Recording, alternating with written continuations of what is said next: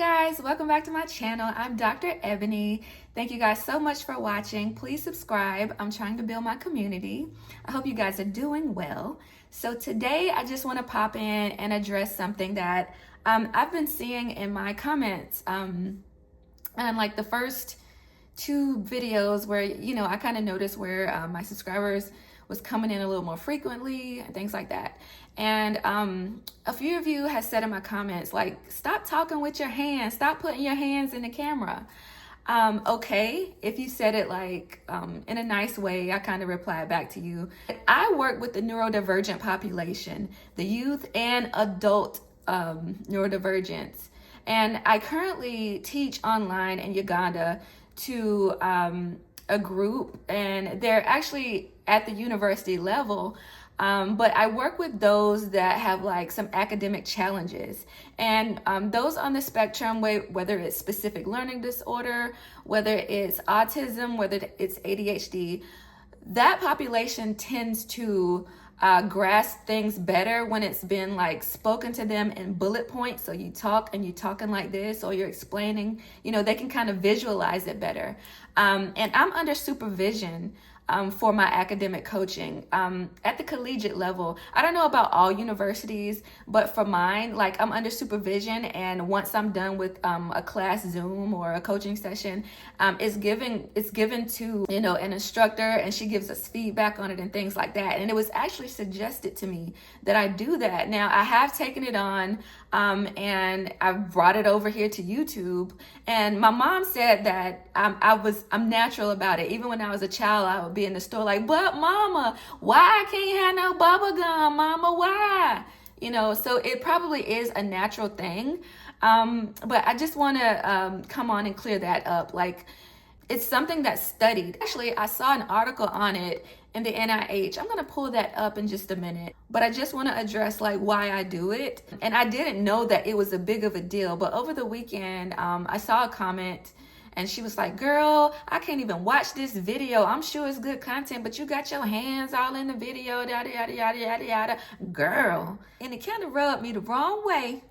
And I know people will say what they want to say, and you can't please everybody. But I just want to kind of bring some clarity to my why.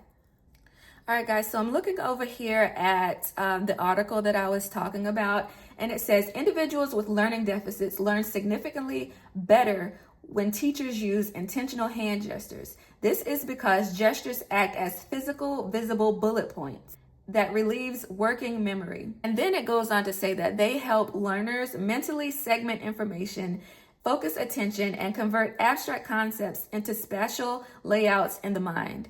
Why hand gestures work so well? For learners with working memory deficits, keeping up with rapid, strictly verbal speech causes overload. Gesturing directly combats this thought. So lowered cognitive load. By offering mental effort into physical space, gestures give the brain a break, making complex topics easier to digest.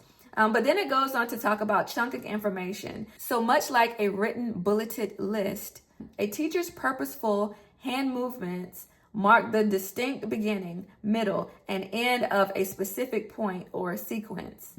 And then it talks about concrete visualization. Gestures turn intangible, fleeting words into visual, spatial anchors, and they are vastly easier to store in long-term memory. Then it goes on to talk about joint attention. And it says that seeing a teacher point or gesture to something, it brings in the student's focus on what's being learned onto the blackboard, or if I'm on Zoom, it brings the attention to me. And if I have up something like a whiteboard, a chalkboard, or I can like do a picture-in-picture screen of a PowerPoint presentation, it helps them to focus on that. Then it goes on to talk about the types of people, or, people with learning deficits that it may help. And again, it talks about those with ADHD, dyslexia, auditory processing, autism, specific learning disorders. And it also goes on to mention a whole lot more of those that can benefit from it. And I know a lot of atypicals that benefit from it as well. And honestly, for me, I like to see people talk with their hands. So I'm an atypical. I don't have any of these learning deficits, but I just like to see people talk with their hands. It doesn't bother me. Now, but it has been something that a few people have said to me in the comments. I'm not against being critiqued. I'm not against being told you can do better. For instance, there was someone in my comments the other day, and it was a video that I did on Cheyenne Bryant, and she said, Ebony, you know, you sound like just like Cheyenne when you say doctoral. Stop saying that. It's not cute. And she said, I have a doctorate too, when we got to set a standard. And I said, yes, ma'am. It will stop immediately.